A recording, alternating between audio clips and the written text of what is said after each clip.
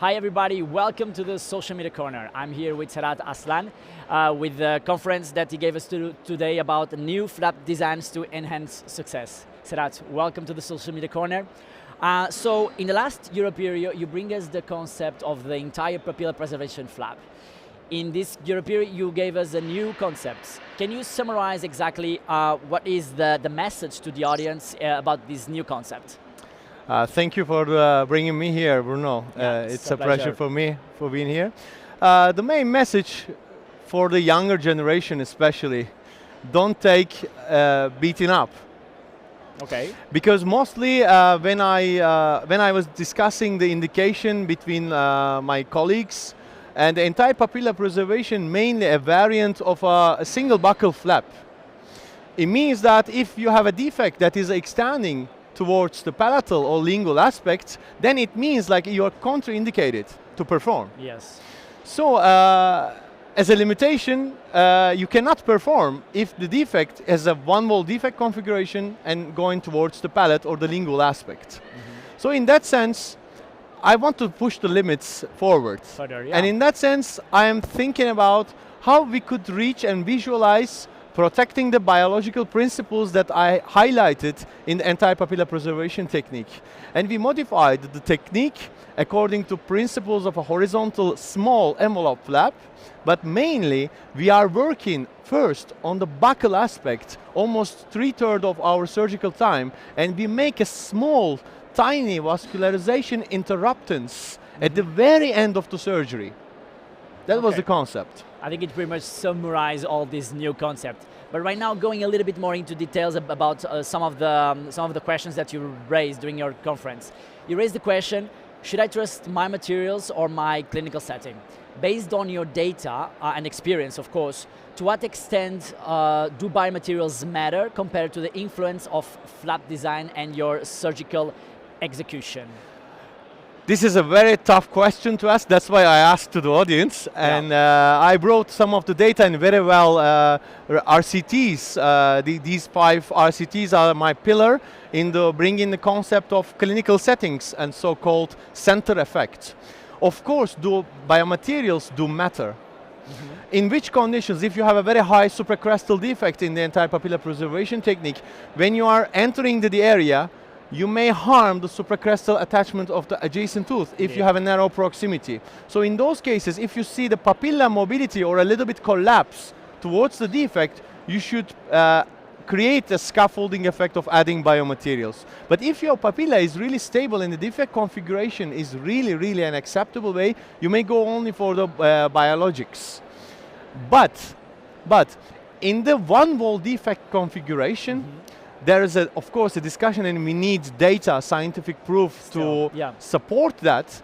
But now, it's just my clinical preference. I would love to add scaffolding biomaterials, especially if the defect is surrounding, because going towards the palatal or lingual aspect is more than half of the teeth that was affected through the destruction. So I want to stabilize the clot by using the scaffolding biomaterials. And going a little bit on certain concepts that you defined during your lecture, can you describe a tiny bit what is the sacred space for the regeneration?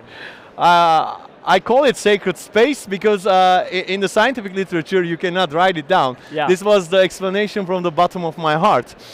This is a sacred space because all about regeneration is creating the space. Mm-hmm. We are removing the granulation tissue not for fun. It is not a super infected tissues. It was previously destroyed tissue, but we are going to open up a space like our fundamental principles previously stated by Ulf Wickersjö's basic study, and I really don't want to say basic study because these are my pillars and fundamentals of regeneration.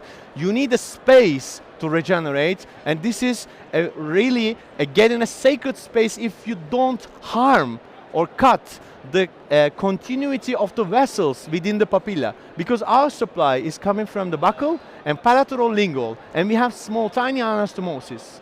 And we know the data also from the studies from the donors that we cannot trust the buccal flap alone. And this is confirmed also by Trombelli's group in the single flap approach. If there is a buccal dehiscence is present, you may expect some gingival, post-surgical gingival recession. Therefore, they proposed and they suggested to add connective tissue graft on those sites. So taken in short, if I would like to wrap up, yeah. creating an environment that is already protected, because there is no possibility. We have published 6 papers on that, and all of those papers contain the 100% predictable primary closure over time. So this is really a sacred space for regeneration, because there would be no interruptance with the bacteria, or there will be no exposure. Indeed. In your last and final message in your presentation, you emphasized the need of preserving the natural dentition and warn against extraction first thinking. What's your comment about this part? I skipped my summary to make that conclusion. Exactly. I had only 25 minutes. Yeah. Because, you know, we are in peculiar times. Yeah. Because everything is changing. Of course, I'm not going to say I am against implants. I am using it.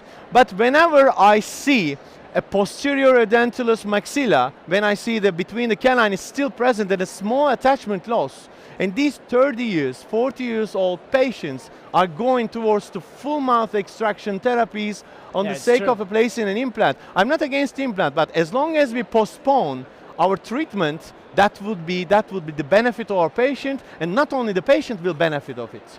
Professional benefit will be much more higher, because we are going to protect the dignity of our profession. It's very nice. Serhat, thank you so much for being here. I wanted to congratulate you also for the passion on stage. It was clear so this topic is really something that you are very passionate about. So it was super nice to have you on stage with this thematic. Thank you, Bruno, for having me here. It's a privilege for me.